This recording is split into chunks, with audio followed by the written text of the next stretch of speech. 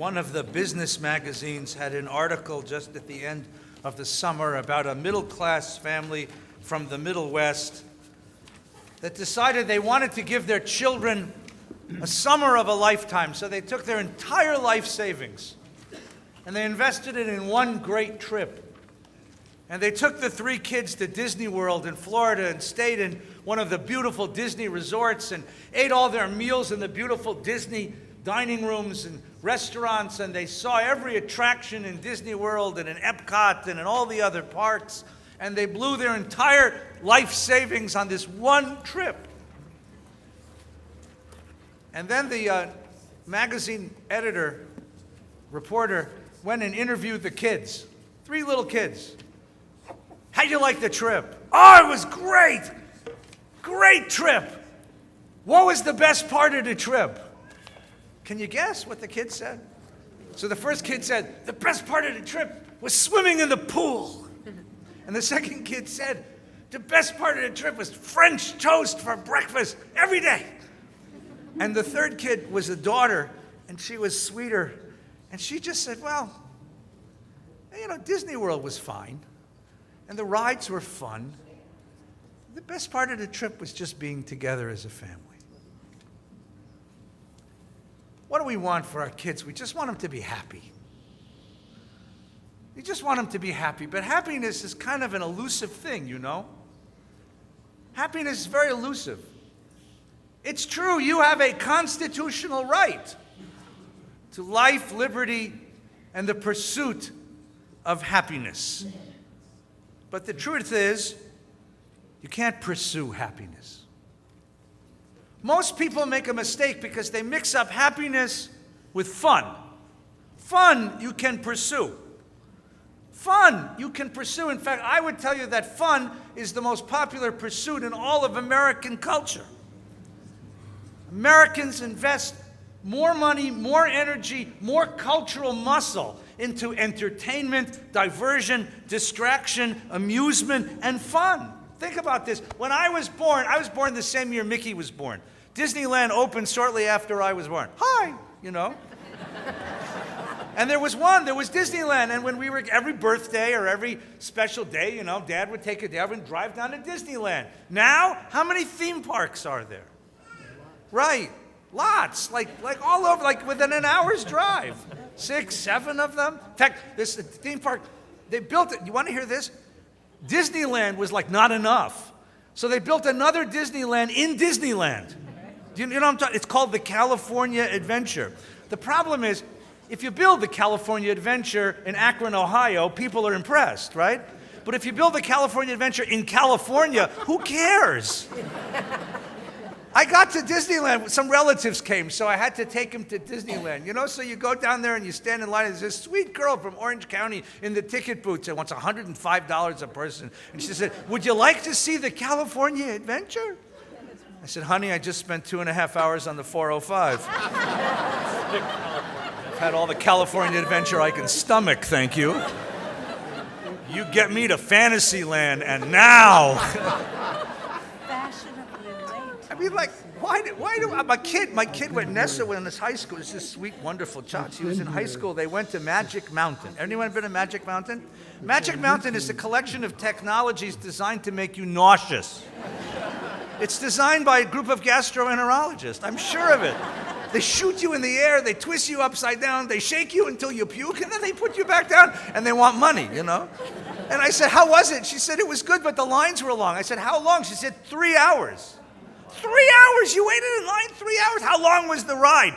92 seconds. Yeah, I'm a rabbi. I said, did you bring a book with you? You know, learn some Torah maybe on the way?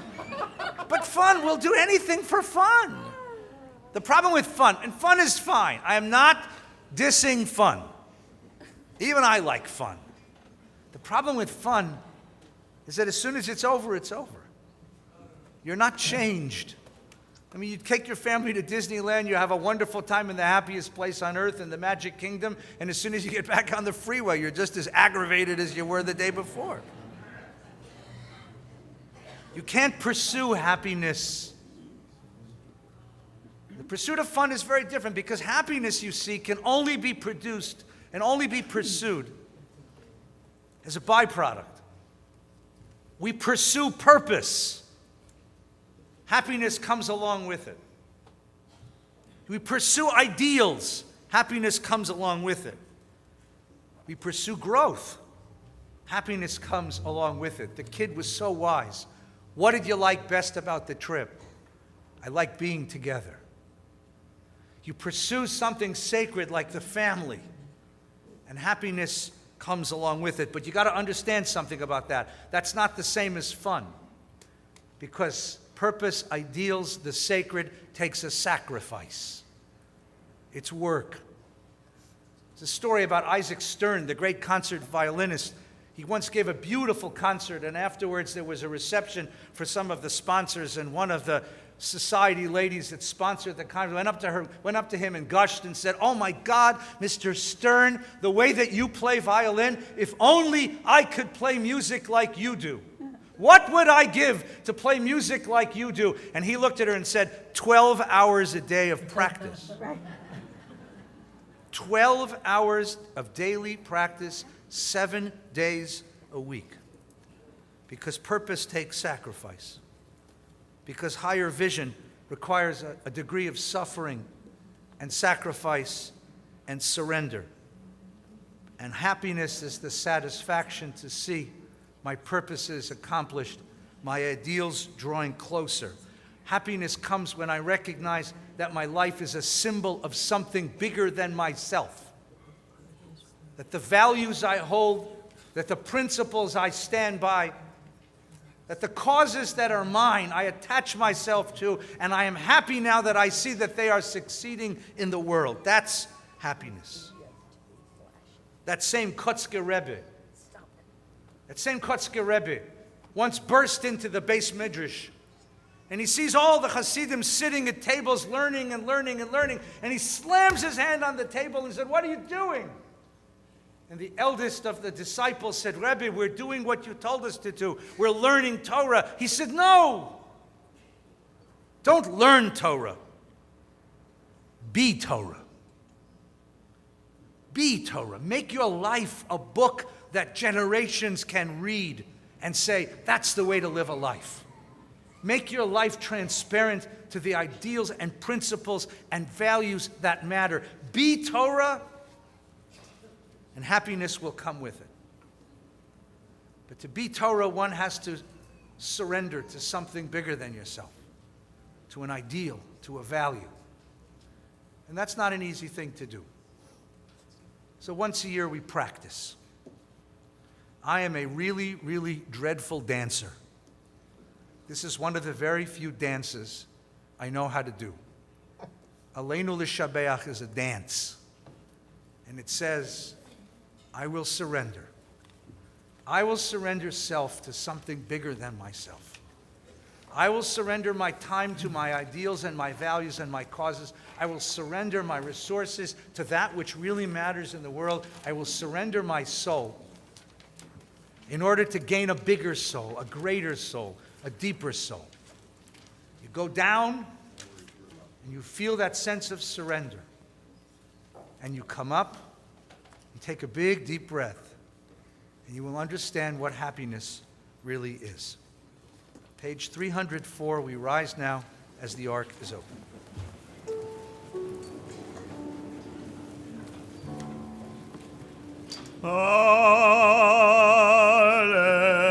Aleinu L'Shabeach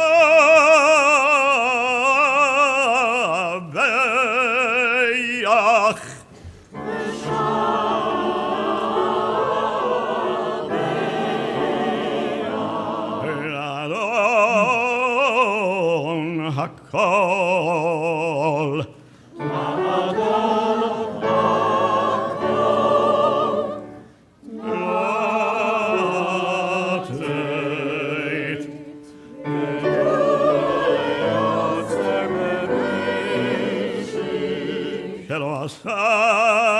Asanu Kigoyei Haratzot Velo Samanu Kimishpechot Hoarama.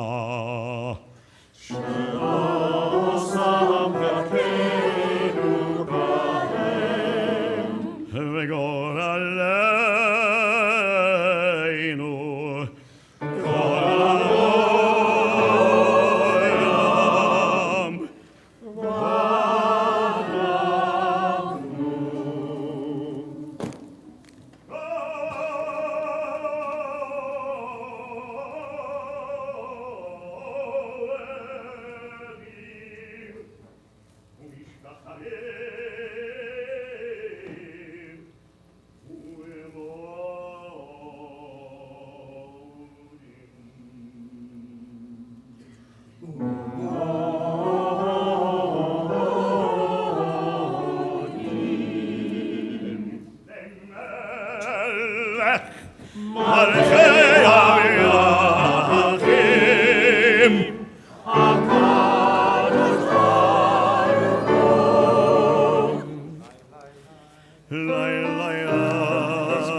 The art is closed.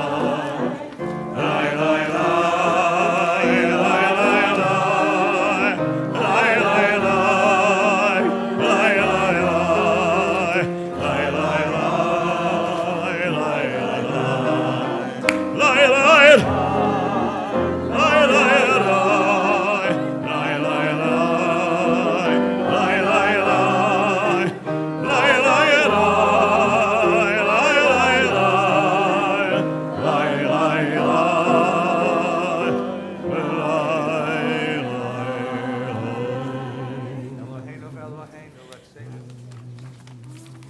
Kadsheinu. Eloheinu, Elohei Avotenu, Kadeshenu b'mizvotecha, v'teinegel v'toradecha, sabinu mituvecha, v'samchenu b'yeshuatecha, v'taher libeinu, v'taher libeinu, le'ovdecha, le'ovdecha, v'taher libeinu, le'ovdecha, le'ovdecha, le'ovdecha, le'ovdecha, be'emet. V'taher libeinu, le'ovdecha, le'ovdecha, le'ovdecha, le'ovdecha, be'emet.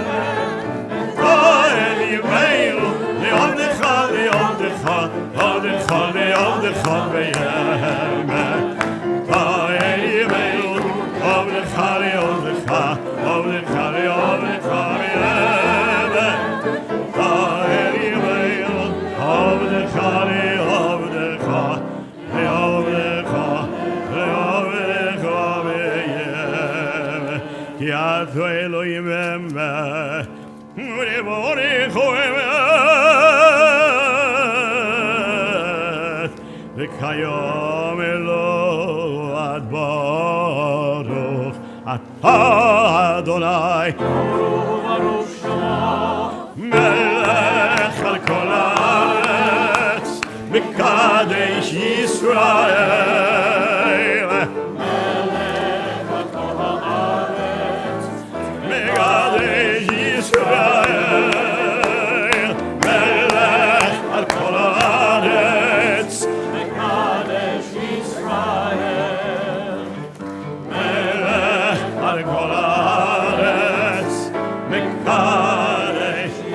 Rise together.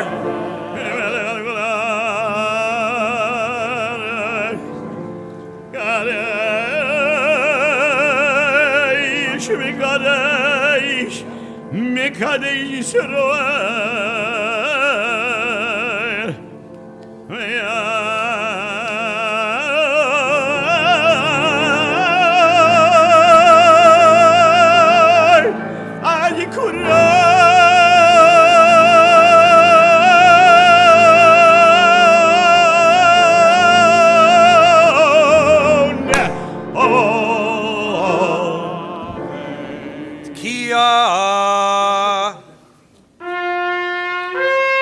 Shvarim Trua. Tkiya. Kia. Shvarim Trua. Kia. Kia. Shvarim Trua. Kia. הרשת שפתנו ירב לפניך הרשת שפתנו ירב לפניך אין רב וניסה מבין ומאזין מאמין ומקשיב לכל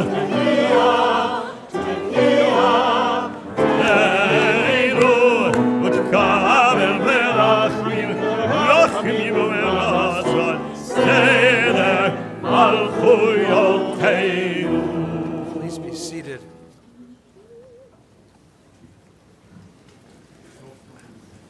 My kids hate driving with me down Ventura Boulevard because as we go down Ventura Boulevard, I have an unbreakable habit of telling them what everything used to be.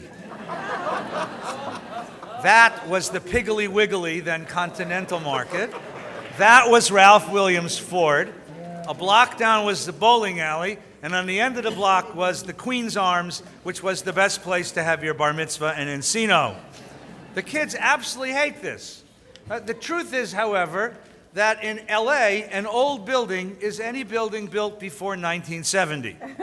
That's a really old building. If you go to New York, an old building is anything built before 1930. If you go to Boston, an old building is anything built before 1700.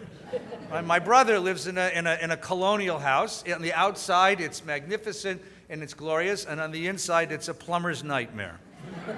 If you go to England, an old building is anything built before 1600. Okay? New College, Oxford, was built in 1342, and it's the New College. But none of that compares to Israel. Because in Israel, a new building is anything that was built before, well, zero, you know? Because you take a history class, modern American history starts in 1950.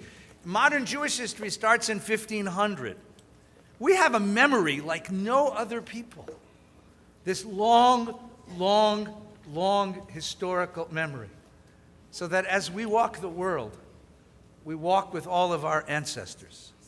And we can't help but see the world through their eyes. And we can't help but feel their anguish and their joy. And we can't help but wonder what wisdom they would share with us. Seder Zichronot, a moment of memory. Who are the people you walk with? Who are the people whose wisdom you carry with you all the time? Who are the people you say, gee, I wish she were here. I wish he was here to celebrate these moments with. Gee, I miss them. Seder Zichronot. Even God misses the ones who came before. And so we sing the words of the prophet Jeremiah, Haben Yakir Li Ephraim, as God remembers the ones who went before us. Page 314.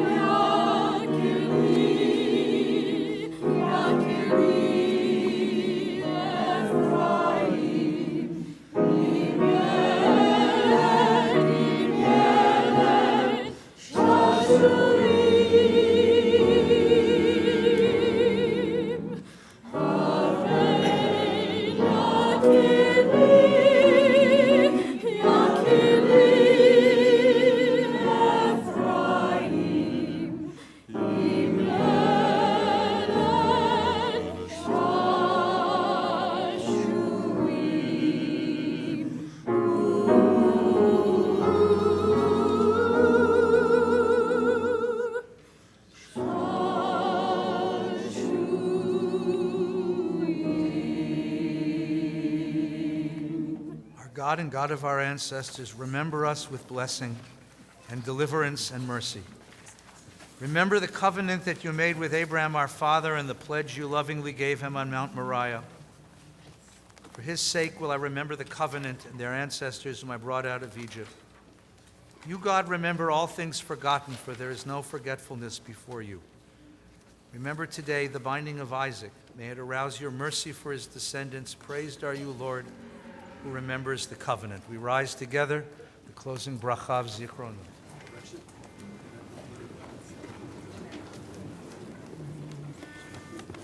Ki zocher kol anishkacho hatau me'olav ve'ein shichecha לפני כיסא כבודך ועקידת יצחק לזרעו היום ברחמים את יזכור ברוך אתה אדוני ברוך שמו זוכר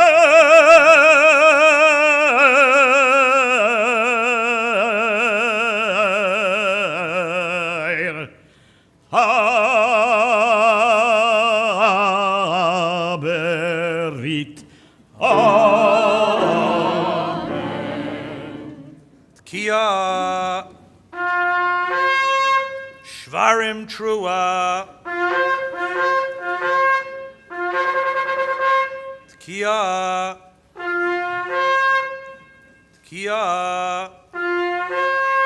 Shvarim Trua Tkiya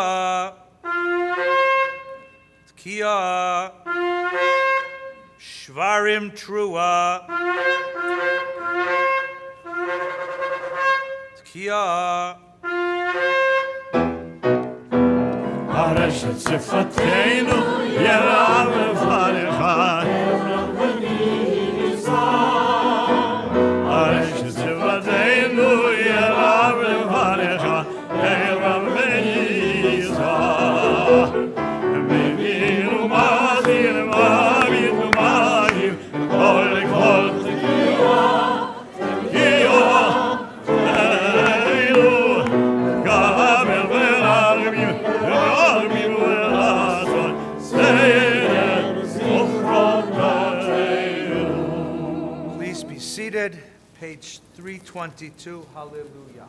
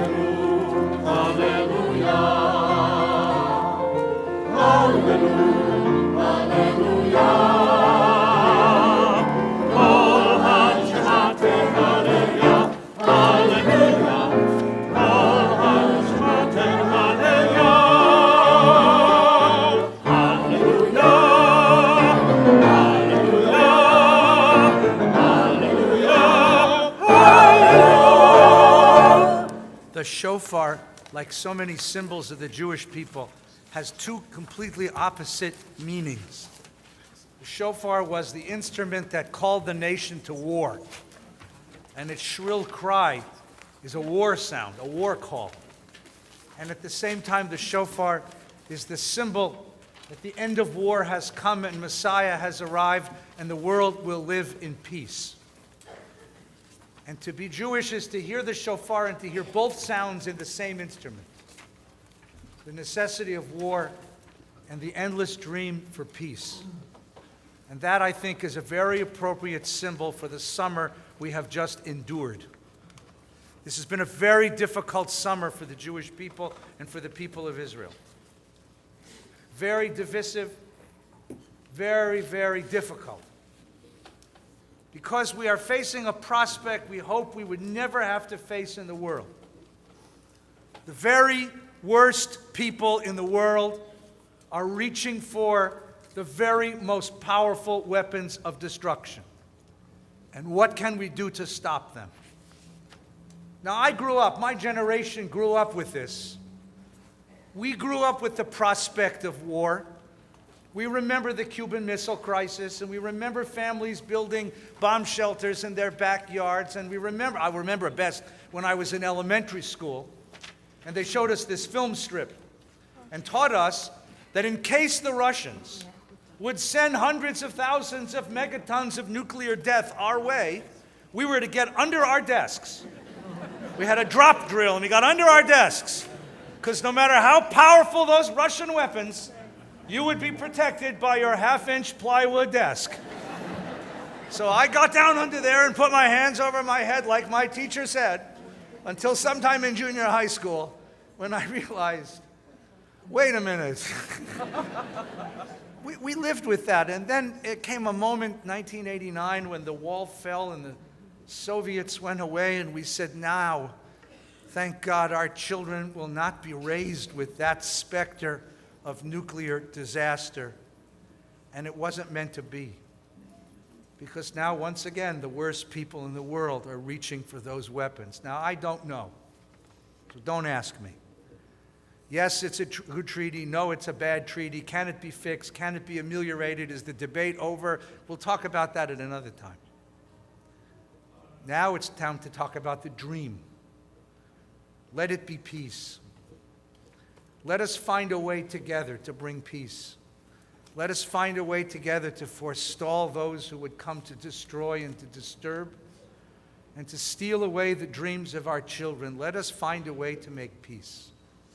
Let the shofar be a signal of the coming of peace and not an alarm for the coming of endless war.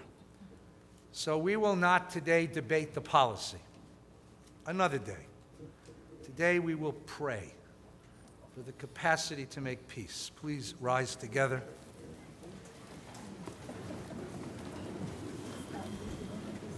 A prayer of the great Hasidic master, Rabbi Nachman of Bratslav. This we know. Fear can yield to faith. Hope can reignite. Rage can cease. Hatred can be melted. Merciful One, illumine the sight of your children to see you in each other's eyes. Merciful One, spread the canopy of peace over us, over Israel, over Ishmael, over all who dwell on earth. Our God, source of life, creator of peace, help your children anguished and confused to understand the futility of hatred and violence. Grant them the ability to stretch across political, religious, and national boundaries so that they may confront horror and fear by continuing together in the search for peace. With every fiber of our being, we beg you, O God, to help us not to fail nor falter. Oseh Shalom Bimromav, Hu Yaseh Shalom Aleinu Ve'al Kol Yisrael V'imru Amen. May the one who sets the universe in order bring peace to us and to all who live on earth. And together we pray, Amen. Ki ata shoemeya,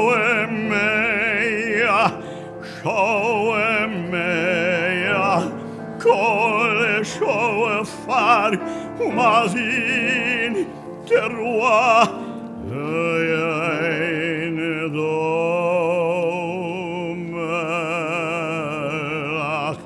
baruch atah Adonai shoemeya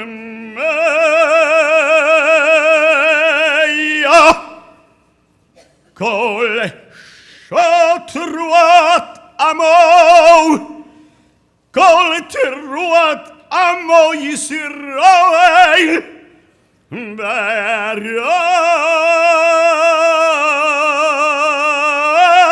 hamim amen. Kia Shvarim Trua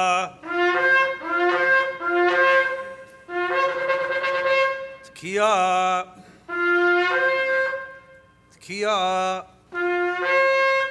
Shvarim Trua Kia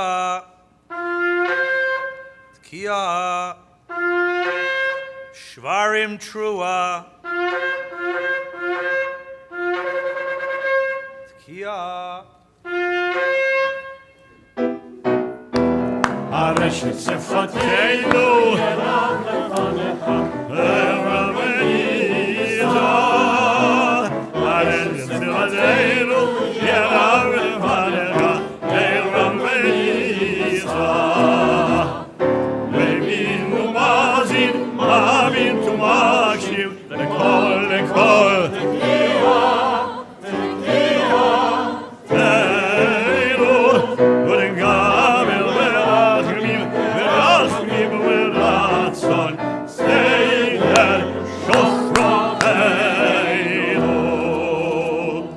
for a second.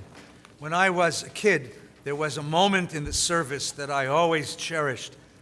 A moment I used to come out from the outside. I used to spend my yontif outside the shul. But I came in for this moment. It was this moment in the service, because this was the moment in service Mr. Katz, who was 900 years old, was 4'6", and spoke a language that no European or American ever heard before, and had seen things, God knows, that human eyes should never see. Mr. Katz, in his rumpled suit and old shoes, smelling of pussycats and mothballs, he would start shuffling up to the front of the shul, and he'd shuffle up to the front, and he'd look to the chazan and he'd say, "Yeah?" That's all he knew how to say in English, right? And the chazan would say, "Yeah." And Katz said, "Okay." And he would take his tallis, and he'd put it over his head. And all of a sudden, Mr. Katz grew until he was 7'6". And a light began to shine under I don't know how he did this, but there was this light under there. And Mr. Katz, who was the last remaining descendant of Aaron the priest, and I think he was actually a direct descendant, blessed us. And we felt blessed. This is when Dad would take me and he'd throw me under his tallis. I said, "What's wrong?" He said, "You can't look." I said, "Why can't I look?" "You'll go blind."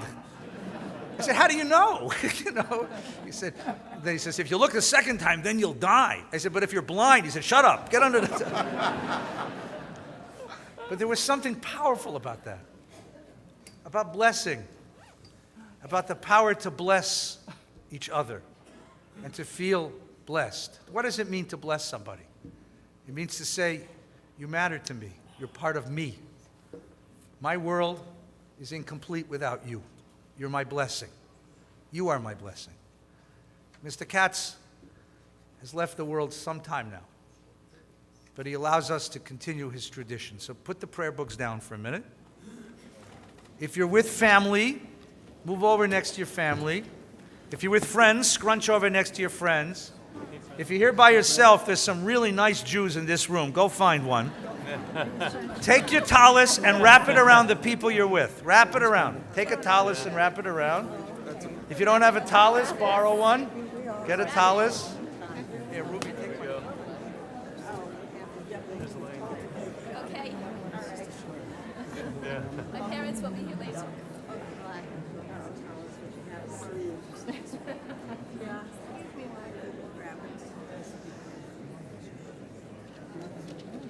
You ready?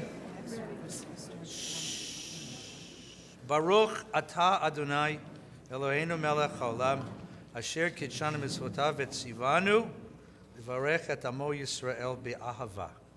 Hold each other closer. Come on, closer, closer, closer. This is the best part of the service, guys. Just repeat. Yevarechecha Adonai Ve'yishmerecha Ya'er Adonai Panav Eilecha Ve'yichuneka Yisa Adonai Panav Eilecha Ve'yasem Lecha Shalom Shalom Shalom. May the Lord God bless us and protect us. May God's light shine into our lives, and may we find God's light in the corners of our lives. May God lift us up together to share this world with wisdom, with love, and to bring one another the blessings of peace. Give each other a hug, and please be seated.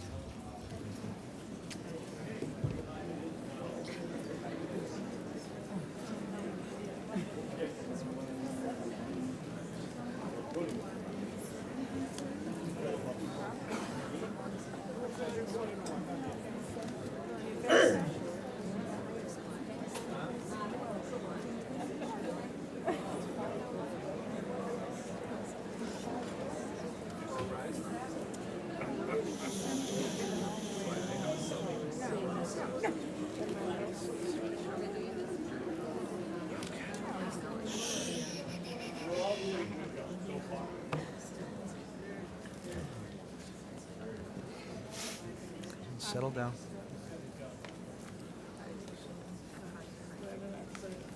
Elie Wiesel once shared a parable. Once upon a time, man complained to God. You know, God, you have no idea how hard it is to be human, to live a life darkened by suffering and despair in a world filled with violence and destruction, to fear death, and to worry constantly that nothing we do or create or dream matters. You, God, have no idea how hard it is to be human. And God responded, you think it's easy being God? I have a whole universe to run. A whole universe demanding constant vigilance. You think you could do that? So I'll tell you what, suggested the man. Let's switch places. Just for a moment. For just a moment, you be man and I'll be God. And we'll see who has it harder. For just a moment, God considered.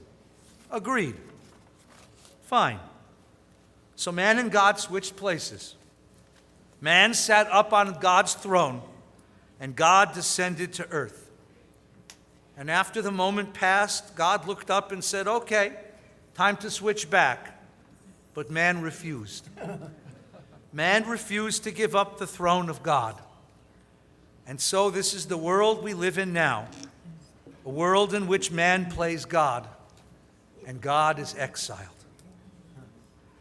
Once upon a time, our ancestors attributed everything in their lives to the will of God. Health and sickness, war and peace, poverty and affluence, they were all rewards or punishments cast down from heaven. No matter how random, arbitrary, and cruel the world might be, they had faith that this too was God's will, inscrutable and mysterious as it may be. But there came a time when we lost that faith. We coveted the power to control our destiny. So we turned our efforts from deciphering God's will to discovering the patterns in nature and society that might help us predict and control the world. Sickness, we discovered, is not divine punishment, but the result of infection, faulty genetics, or deterioration of organs and cells. Drought and deluge are the products of shift in atmospheric pressures and moisture.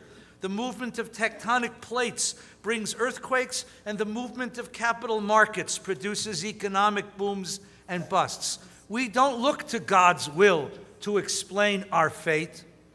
We look out upon a reality shaped by politics and economics, by forces of nature, and most of all by our own choices. God has been dethroned, and for better or worse, we control things now. We sit upon God's throne. But even when we achieved that dominion, we weren't finished. We set about liberating ourselves of all the vestiges of the old faith. We demythologized and desacralized and secularized. We admitted no authority beyond ourselves. We tore down our heroes, debunked myths, and discarded taboos. Once upon a time, we had heroes. Moral heroes, great leaders, even sports stars. Our walls hung pictures of Eleanor Roosevelt and John F. Kennedy and Martin Luther King and Sandy Koufax. Who do we revere today? Who earns our reverence today? Political leaders are just politicians representing entrenched interests. Sports heroes are free agents playing for the money, or they're cheaters, or they're felons. Instead of artists, we exalt celebrities and we cheer on the circus antics of their narcissism. We've subjected our myths to rigorous revisionist historiography, and we relish the opportunity to point out all that is unheroic and flawed. When I was young, I was taught to revere the American founding fathers, the extraordinary gathering of wise men who cherished liberty and fought the revolution for American freedom. Now, you open a textbook and discover the revolution wasn't fought to establish freedom, but to defend the interests of a colonial merchant class. Just steps away from Independence Hall in Philadelphia, where our founders declared all men created equal, you'll find the newly excavated quarters where George Washington's slaves stayed while the Constitution was being drafted. In Monticello, you'll learn about all the children Thomas Jefferson fathered with his slave, Sally Hemings. Lincoln, we now know, was a depressive. Franklin Roosevelt and John F. Kennedy were notorious for their White House peccadillos. And Bill Clinton, don't ask about Bill Clinton. It's as if one by one, we're tearing their images off of Mount Rushmore. Who is left to revere today? I grew up with Walter Cronkite, the most trusted man in America, who each night told me that's the way it is, and we believed him. Is there anyone we believe today?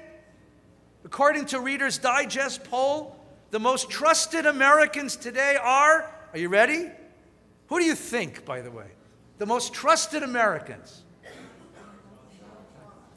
Tom Hanks, Sandra Bullock, Denzel Washington, and Meryl Streep. True. 4 actors. We don't even know them. We don't know their character or their values. We only know the parts that they play. We have lost heroes. We have lost myths. And ultimately, we are losing the sacred. The sacred is that which we serve with loyalty and love, the core of value upon which we build a life, the ideals which inform life with purpose. The sacred lifts us above the ego, the desires and drives of a narrow self, to a bigger, truer, more generous self. Modernity attempts to liberate us from repression and superstition and authority, but in the process, modernity has subverted the sacred. What is sacred today? What's invaluable? Well, patriotism was once sacred. Religion is once sacred. The family was once sacred. Patriotism? The country's so divided, so at war with itself. Religion? The most popular Broadway show of the last decade was called Book of Mormon. I will confess to you, it's hysterical. I can't read one lyric from that show on this bima. Not one. But in the middle of the show, you stop and ask yourself a question. What are they doing? This is someone's faith. This is their religion. And how easy it could have been to put a Book of Maccabee instead of Book of Mormon, and what would we have said then? And family? Well, certainly family is sacred.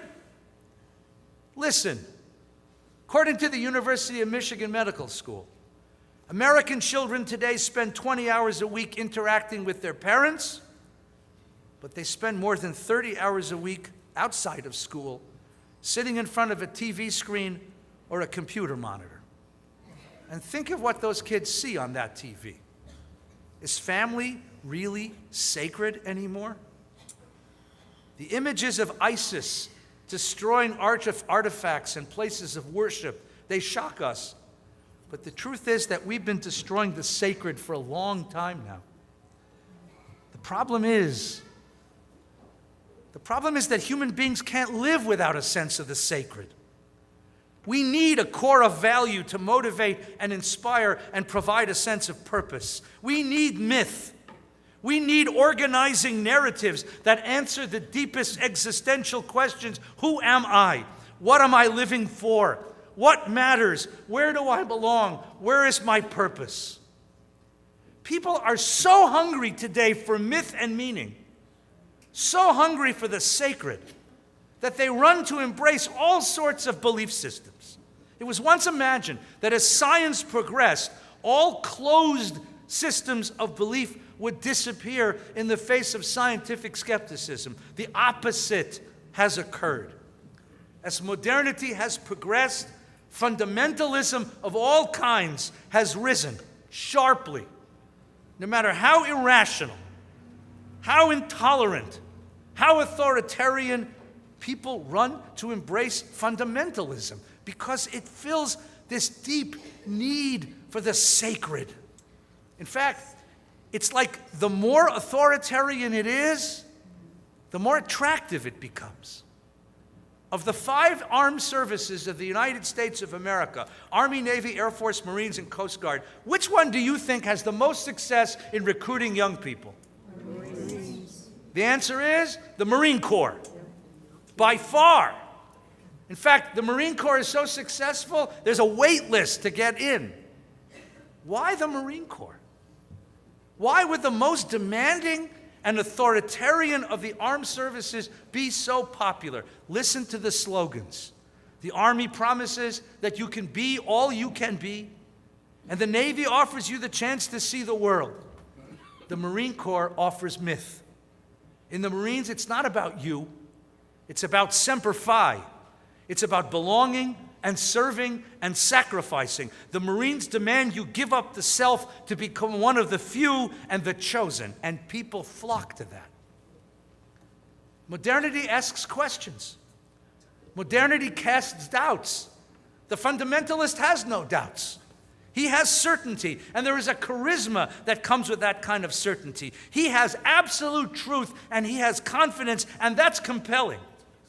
Standing in the presence of absolute conviction, one can imagine that maybe the sacred is at least possible. Even if the God he worships is sexist, chauvinist, domineering, abusive, even if his ideology is primitive and prejudiced, at least he believes with all of his heart and soul and might without qualification or condition. And that provides a kind of security, even if it means relinquishing critical sensibilities or our democratic values. Standing in the presence of unqualified faith, we are granted a momentary reprieve from the spiritual emptiness of modern life. And so fundamentalism is thriving. And so is addiction. The human soul craves the sacred. And if we can find nothing sacred, nothing to serve, we are left with a hole in the soul. And that hurts. So we run to fill that hole with something to numb the pain. Drink and drugs, shopping and acquisition, sex, pornography, exercise, fantasy, obsessive work, and the relentless pursuit of entertainment, all to fill up the gaping gap in the soul. Karl Marx once condemned religion as the opiate of the people. Rabbi Schulweis pointed out that today it's the other way round. Today, opiates are the religion of the people. Addiction fills the hole where the sacred once lived. In another gripping tale, Elie Wiesel tells of the day his boyhood synagogue was filled with worshipers, and the crazed shamus ran in and screamed, "Shah! Still! Quiet! Jews! Don't you know that God is hunting the Jews of Europe? Shh! Don't let him know where we are." The Holocaust was the capstone project of modernity. As Dostoevsky predicted, when anything goes, everything goes. Absent a sense of the sacred, the unthinkable is suddenly possible. It's as if Western civilization brought absolute evil into the world just to prove once and for all there is no Father in heaven who will save us. In the chilling words of Wiesel's memoir, Night, "Never shall I forget that night, the first night in camp, which turned my life into one long night, 7 times cursed and 7 times sealed. Never shall I forget the smoke. Never shall I forget the little faces of children whose body I saw turned into wreaths of smoke beneath a silent blue sky. Never shall I forget those flames which consumed my faith forever. Never shall I forget the nocturnal silence which deprived me for all eternity of the desire to live. Never shall I forget those moments which murdered my God and my soul and turned my dreams to dust. Never shall I forget these things, even if I am condemned to live as long as God himself. Never. Never." In a painful moment of candor, my teacher, Rabbi Yitz Greenberg, once asked, "How is it possible that we say the same prayers, pray to the same God, observe the same holidays after the Holocaust as before? How has this cataclysm not changed us indelibly?" The question raised by Job in the Bible and revisited throughout the generations of Jewish existence: how can a just and loving God tolerate a world of such suffering? That question comes to a climax in the Holocaust. In the presence of 1.5 million murdered Jewish children, Greenberg argues, we simply can't talk about God in the same way anymore. So on April 8th, 1966, Time magazine published a cover. In big, bold letters, it asked, "Is God dead?" After all we witnessed, is there any way to speak about God, about faith, about God's role in the world? The purpose of religion is to identify the sacred and cultivate and nurture our sensitivity and connection to the sacred. The sacred is rooted in our narratives, our myths. Sacred values grow out of the stories we tell. In Jewish tradition, our core values are rooted in the story of the Exodus from Egypt, the revelation at Mount Sinai, the story of a God who hands down mitzvot to the covenanted people. The problem is, so many of us just don't believe those narratives anymore. Science questions their facticity. Modernity makes it impossible to admit any transcendent source of values, but most of all, we find the tradition's images of God impossible to accept. What we've witnessed in the 20th century has changed us. We've known too much horror to embrace the old narratives of a God who interrupts history to save his people. We just can't tell those stories anymore. And no amount of theological sophistry can bring back the faith of our ancestors. This is the task. This is the dilemma that Rabbi Harold Schulweis faced when he first stepped on this bima 45 years ago, this Yontif. Addressing a generation deeply yearning for the sacred, but a generation for whom the old narratives, the old beliefs simply don't work. That's what every one of his books, every one of his articles, and every one of his sermons is about. Rabbi Schulweis did not deny or ignore or censure the disillusionment experienced by this generation. He didn't blame us for doubting and questioning what our grandparents believed. On the contrary, he honored our doubt. He recognized that our questions of God do not grow from cynicism or indifference or despair. Our questions of God grow from love of the Jewish people, from love of humanity, from love of justice. He recognized in this generation's doubt what the Talmud called chutzpah klapei shamaya, holy protest, sacred dissent.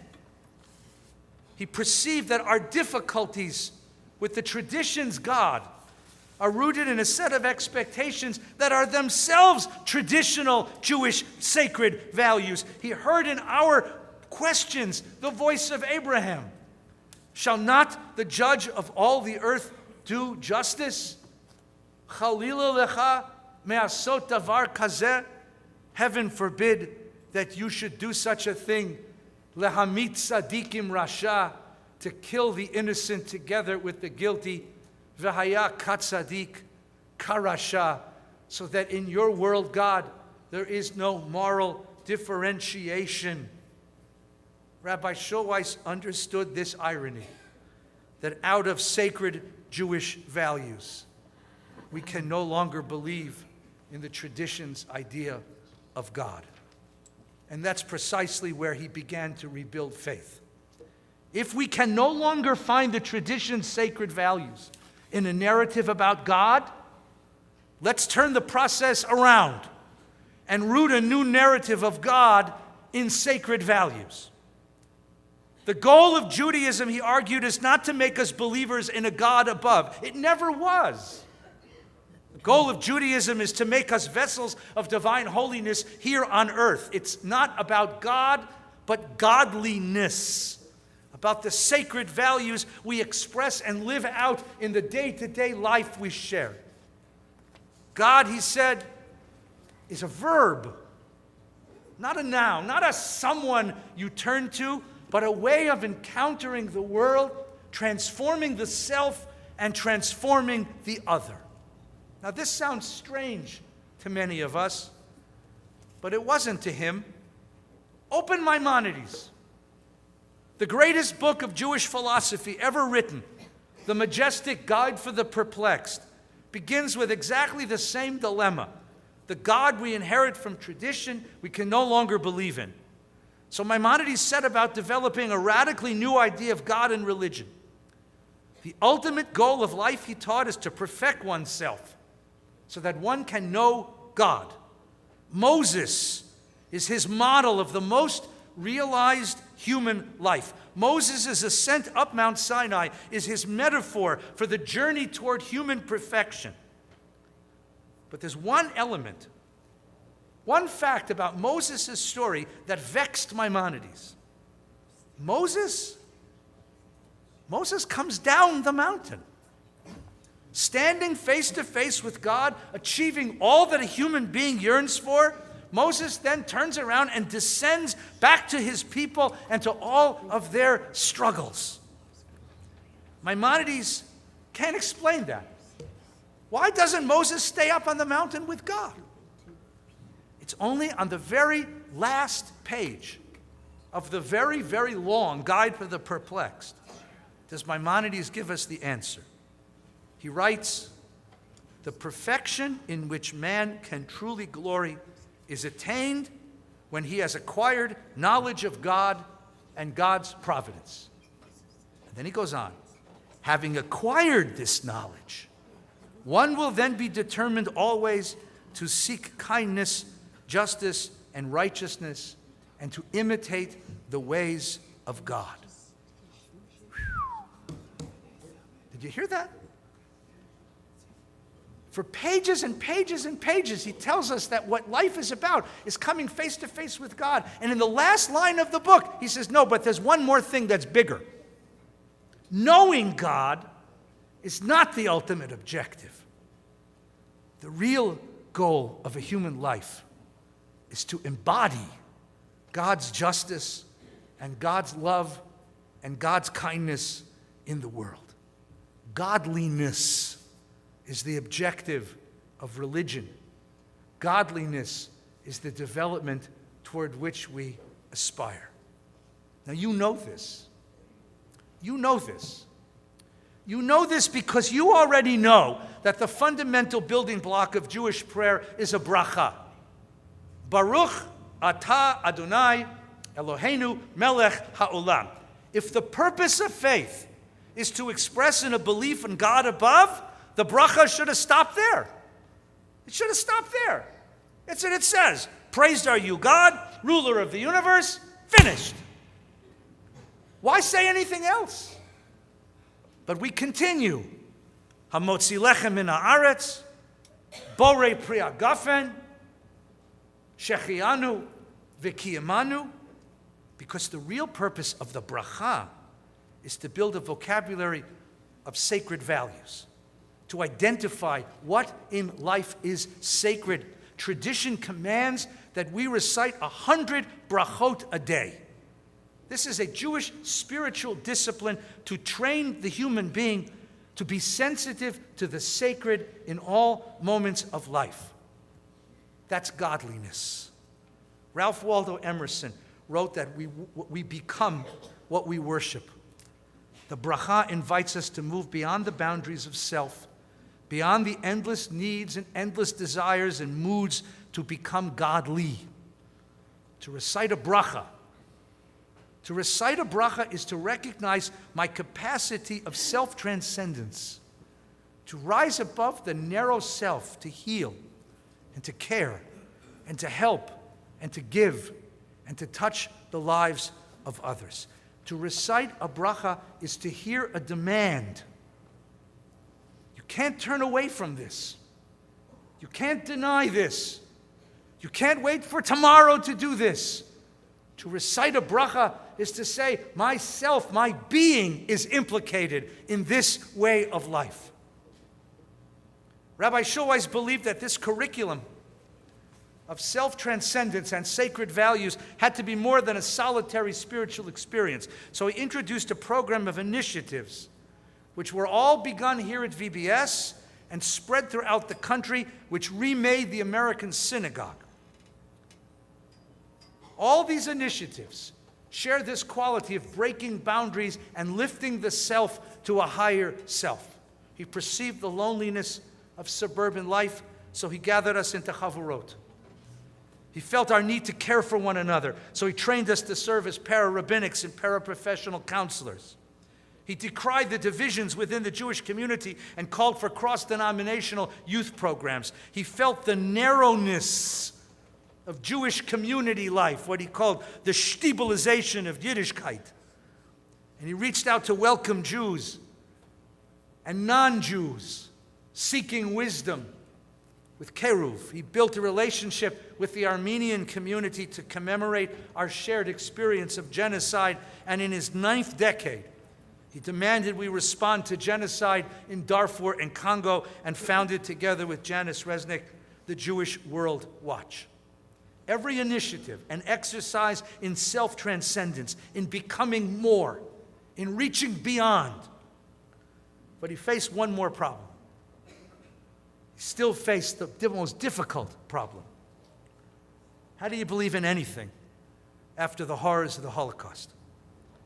In the face of ultimate evil, how can we maintain any sense of meaning or ethics or goodness? A few years before Rabbi Schulweis came to VBS, he was attending a Jewish community affair at a hotel in San Francisco when the owner of the hotel, Benjamin Swig, introduced him to the hotel's maintenance supervisor, a German immigrant by the name of Fritz Grabe. Grabe shared his story with the rabbi. During the war, Fritz Grabe ran a construction company under contract with the Nazis on the German-Ukrainian border. Grabe hated Nazis. He had witnessed the massacre of Jews in the Ukrainian town of Dubno, and it sickened him. So he told the Nazis he needed workers for his construction projects, and he took Jews off of trains and Jews out of concentration camps and put them to work on the project. He invented projects. He inflated projects. So the Nazis would give him more work permits. He would put people on trains. Whenever he found out that the Gestapo was planning a deportation, he would put a whole gang of Jewish workers on trains with work permits, just ahead of the Nazis. Just ahead of the Gestapo. At the end of the war, the Gestapo wanted to investigate him. But just before they arrested him, the Allies came and rescued him. And he became a witness at the trials at Nuremberg. He told all this to the rabbi. And the rabbi asked him a silly question. How many Jews do you think you saved? And Grabe looked down at his shoes. He said, I don't know. At war's end, there were 5,000 Jews on my payroll. The name of God, Yud He Vav He, appears in the Bible only once human beings enter the world. The name Adonai, taught Rabbi Schulweis, refers to the God who was revealed to us in human self-transcendence, in the human ability to care and to heal and to give and to help. To believe in that God is to believe that God is ever present, that transformation and transcendence are always possible. Fritz Grabe was only the first of the rescuers that Rabbi Schulweis discovered. He soon found Jacob Gilad, a young mathematics instructor at Berkeley, who with his brothers was hidden and rescued by a German Christian family. And Sempo Sugihara, the Japanese diplomat who rescued 3,500 Lithuanian Jews in Kovno. And the Bulgarian royal family who defied the Nazis' order to give up the Jews of their country, and on, so many more. Collectively, they testified that God did not die in the concentration camps. They rescued Jews. And through their testimony, the rabbi rescued God. Because even in the darkness, the darkest of the darkness, there were sparks of godliness. In our history, there is a rare and special tradition of Jewish spiritual revolutionaries who were called upon to rescue Judaism at moments of profound disruption. Yochanan ben Zakkai after the destruction of the temple, Maimonides when philosophy shook the foundations of Jewish faith, the Baal Shem Tov addressing a generation deeply disillusioned and despairing. At these extraordinary moments, Jewish existence reaches a crisis when the sacred narratives of the past expire and the new narratives are yet to be born. And these were the singular personalities who perceived that the survival of the community depended upon their ability to transcend and transform and reinvent its ideas, its faith, and its institutions to reimagine God.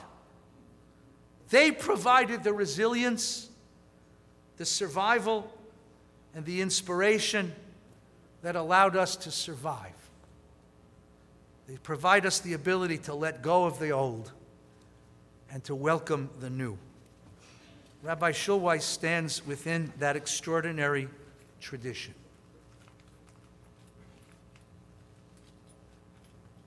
As we sing at Hanukkah, Hein b'chol dor yakum gibor goel ha'am.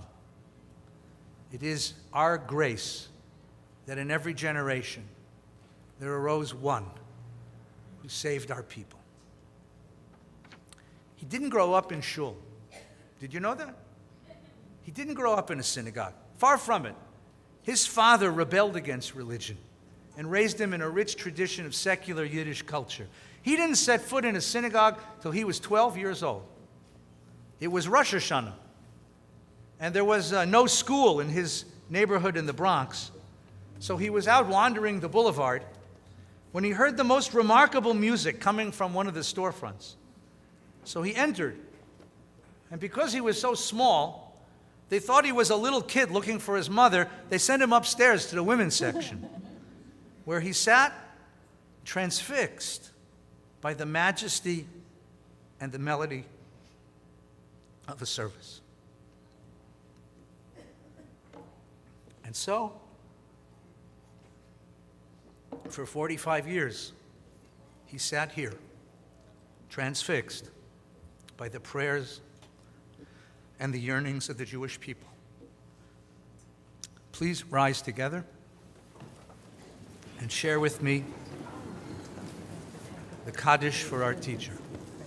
Yitkadal v'yitkadash shemei Rabbi v'yalma divrach kirutei v'yamlich malchutei v'chayechon v'yamechon v'chayei dechol Beit Yisrael b'agala u'vizman kariv v'yamru amen.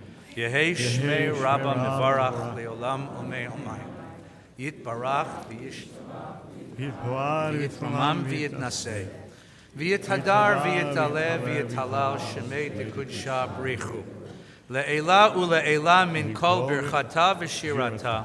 Tushbechata v'nechemata. Damiran v'alma v'yimru amen. Yehei shlama rabba min shemaya. V'chaim aleinu v'al kol Yisrael v'yimru amen. Oseh shalom b'mromav. V'yaseh shalom. Aleinu ve'al kol Yisrael v'yimru. Amen. Amen. Yehei zecharo baruch. Amen. Please be seated. We'll take a moment and continue and conclude our service. Adonai Eloheinu Yamai Yisrael Uvitfilatam Udvilatam Yavadi Gamel Merozun Udirozon Kamila Varad Yisrael Amecho Velechazenu Einenu Shkol Yizivarach Mibaruch Ata Adonai Hamal Yirado Letzion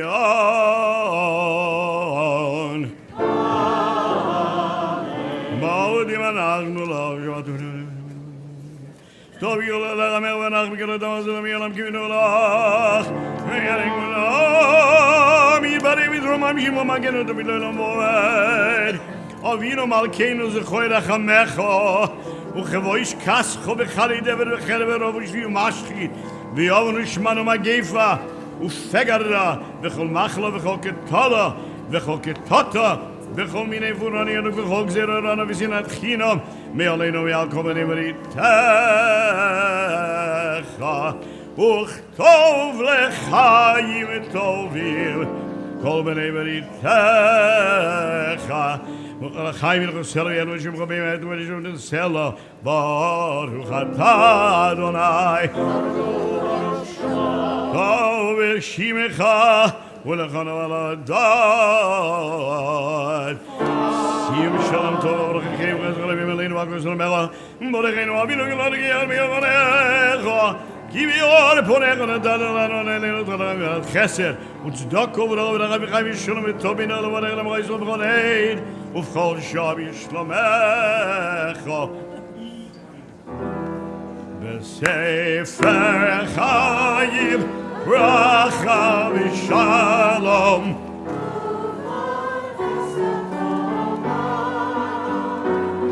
נזכר וניגדל לבניך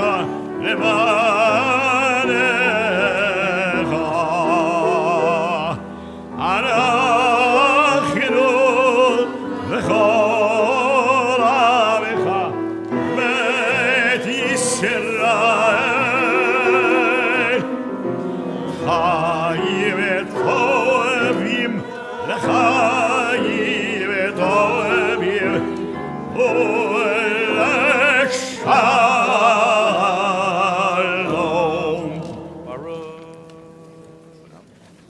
We rise together as the ark is open, page 336, Hayom Tamsein. Hayom, hayom, hayom, hayom, hayom, hayom, hayom, hayom, hayom Tamseinu.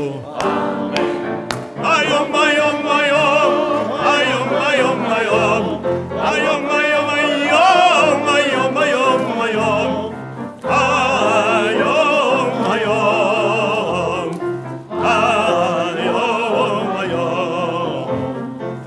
Tvarechenu Hayom hayom hayom hayom hayom hayom hayom hayom hayom tigadleinu hayom hayom hayom hayom hayom hayom hayom hayom hayom hayom hayom hayom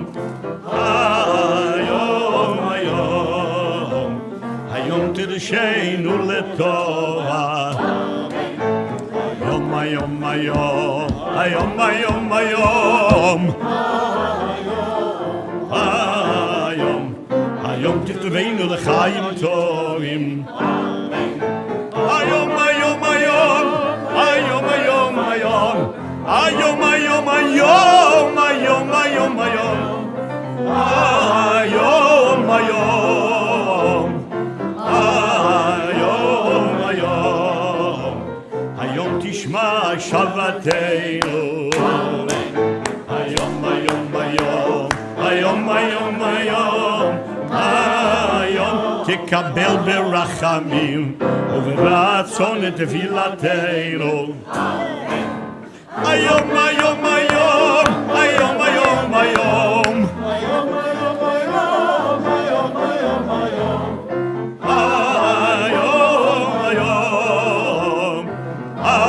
Hayom Hayom Hayom titmechenu b'minsi lekecha U'ti dogo v'rach v'chayim shelu yelonu l'chol Yisrael ha'olam baruch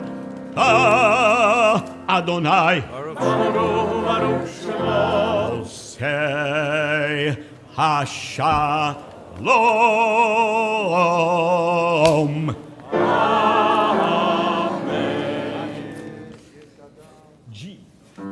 Kadavi ala shemerva Ya yol madi vela gerede vi amne mogle ve yegnu meglu khaylo bi isro agos meglu bi imeru Ye heishmei rabbon mevorach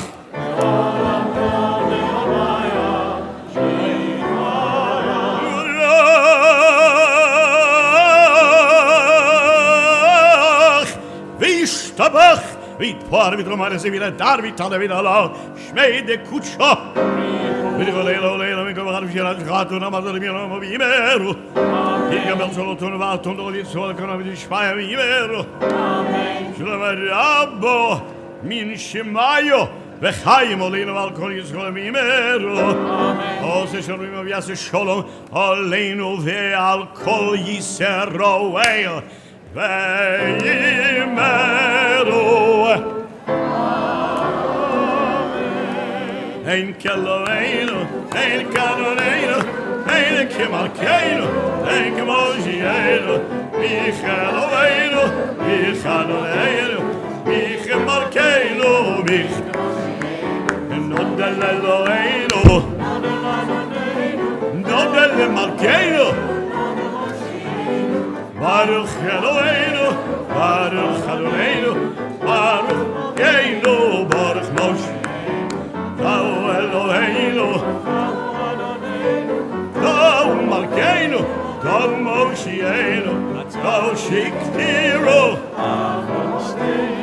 Elevanecha, Et Gedolet Hasamim, Aleinu L'Shabeach Lador.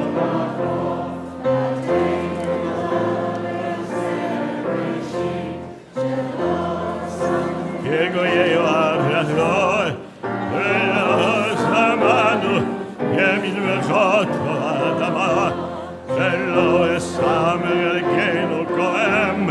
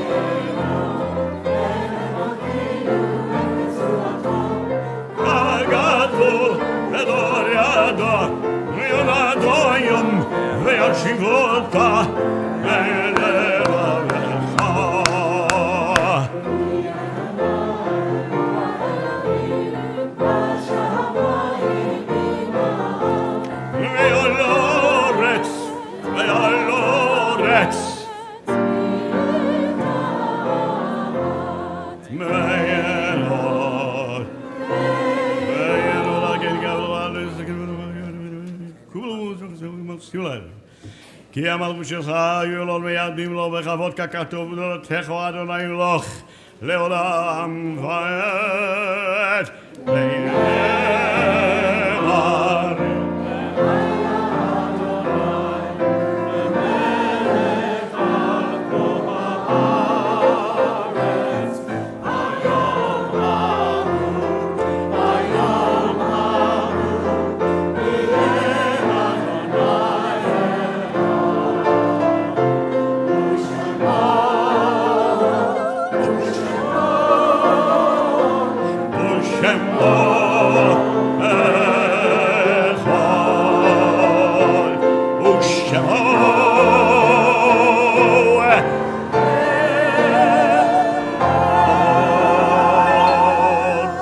Those among us who mourn loved ones this Yontif, who call their memories to heart and hold them dear, the words of the mourner's Kaddish found on page 346. We invite those who recite the Kaddish in memory of loved ones or observance of yard site to please remain standing. It is a custom in our community that if you find yourself seated near someone who seems to be standing by themselves, we'll ask that you stand up with them, that no one needs to grieve or mourn alone when friends and community are present. The words of Kaddish, Yitgadal v'yitkadash shemei Rabbi, v'yalmad divrach hirutei v'yamlich malchutei, v'chayechon v'yomechon v'chayei dechal beit Yisrael, ba'galau v'zman kari v'yimru amen. Yehei shmei Rabbi mevarach le'olam u'me'el maya, yitbarach v'yishtabach v'yitpa'ar v'yitramam v'yitnaseh. V'yit hadar, v'yit aleh, v'yit halal, shemei de kudsha brichu. Le'ela u'le'ela min kol birchata v'shirata, tushbechata v'nechemata, damiran bi'alma v'yimru amen. Yehei shlama rabba min shemaya, v'chayim aleinu v'al kol Yisrael v'yimru amen. Oseh shalom b'mromav, v'yaseh shalom aleinu v'al kol Yisrael v'yimru amen. Please be seated. The president of our community, Nancy Sher Cohen, brings announcements and greetings. Thank you, Rabbi Feinstein. You give such wonderful voice to Rabbi Schulweis and his thoughts and his work. And now you bring to us your own voice for how we deal with modernity in such a difficult world. We're gifted by you. Thank you, Rabbi. Thank you, Cantor Fox, as well, music director Chris Harden, the chauffeur blower, new to us this year, Michael Gropper, the VBS choir, BEMA coordinators, David Braun and Elaine Gill, and floor coordinators Stu Solomon and Cy Silverstein. Our Chesed Connection reminds you to participate in our 11th annual Project Pushcart. This is our high holiday effort to help those in need. On Rosh Hashanah, please participate in our California Organ Donor Registry in the lobby and help save lives. We are collecting hygiene items this year for U.S. veterans in need. Bins will be available for these items in the hallway. Our food drive will take place on Yom Kippur.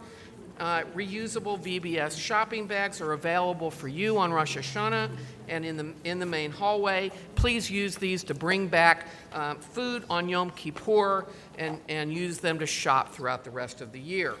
Remember your tickets tomorrow, and at services this year there is no admission without a ticket. If you've forgotten your tickets, you'll be politely asked to get a replacement ticket from our will call table, which I'm sure many of you saw outside. Mincha services tonight are at 6 p.m. in Weiner Chapel only.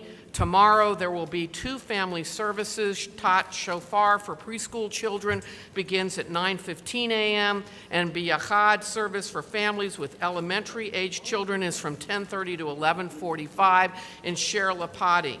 Please note the new 9:15 time for the Tat Shabbat service. While those services were sold out today, on the second day of the holiday, there is a great deal more room for families who have tickets to other services, and all families holding any VBS ticket are welcome to attend the family service on the second day. Services for second day Rosh Hashanah begins at 7:45 tomorrow morning here in the Niznik Sanctuary. Shacharit is in this sanctuary only and is open seating. After 9 a.m., reserved seating takes over in both sanctuary and in Malkin Hall. We're very pleased that our staff this year produced a wonderful full-color calendar and program guide. If there are not copies at your chair, there are additional copies on the table outside of the room. Please take one per household. The calendar is really a great compilation of the literally hundreds of activities going on here at Valley Beth Shalom during the year ahead. Perhaps the most important announcement of the day, please clear the parking lots as soon as possible to allow the second congregation to come in. Believe it or not, their services start at 1:15. With that, I haven't mentioned Tashlik. Okay. All right, you'll do Tashlik on behalf of the officers, board of directors, and staff. Shana Tova. One more. I know you have plenty of prayer. That's good. But there's one more wonderful tradition. Tomorrow afternoon at, what time, 4 o'clock? 4 o'clock? 4:30. 4:30. We gather at Lake Balboa, which is in Bielenson Park, which is just up Balboa, north of Victory. For Tashlich, bring your sin, and bring your old bread and some bagels, and we throw it to the waters and cleanse ourselves. Tomorrow, for the first time, Valley Beth Shalom welcomes everybody's dogs. If you have a Jewish dog who lives in your house, bring your dog. We will have tashlish. And if you bring your dog and your dog is of age, Cantor Barron and I are going to perform a group bark mitzvah according to the traditions listed in the Shulchan Aruf, right? And we're going to wish everybody Kenan Ahara a good time. So please come to Tashlich tomorrow afternoon. We rise together for a closing prayer. Shana Tova.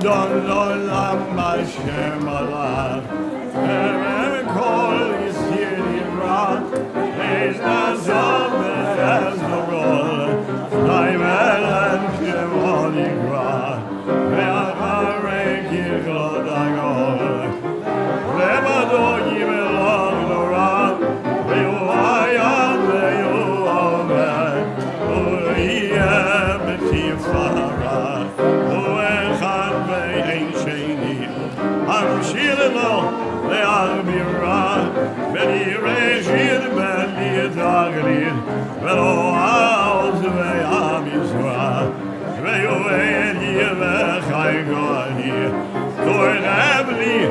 ביצרה, ואוריזי ובנולי, מנחוזי ביום מקרא, בידו הפקידוכי, בדישון, בעירה, במרוחי, יביעתי, אדוני ולא אירא. לשנה טובה תיכתבו ותכתבו.